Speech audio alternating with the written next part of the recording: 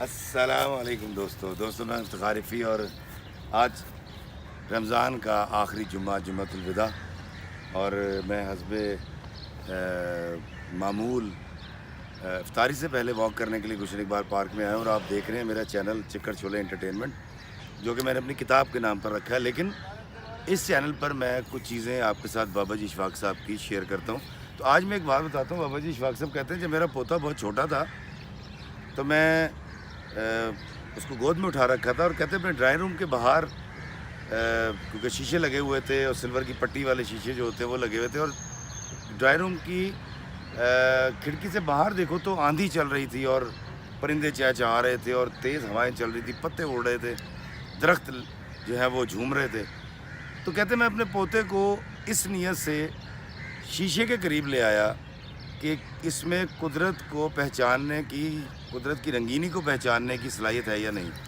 تو کہتے جب میں اس کو لے کر آیا، میرا پوتا میری گود میں تھا، میں کہا دیکھو بیٹا، وہ دیکھو چڑیا، وہ دیکھو پرندے.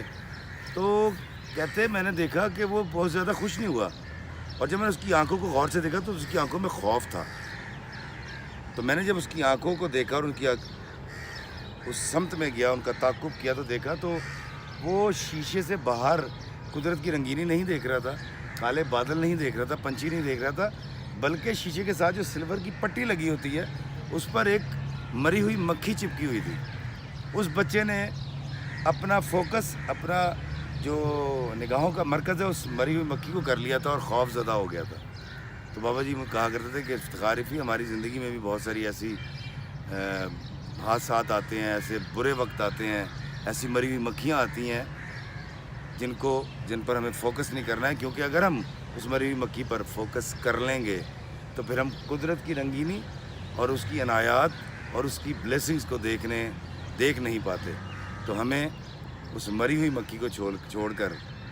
اس بچے کی طرح جو اس پہ فوکس کر لیا تھا، ہمیں اشفاق صاحب والی بات کہ ہمیں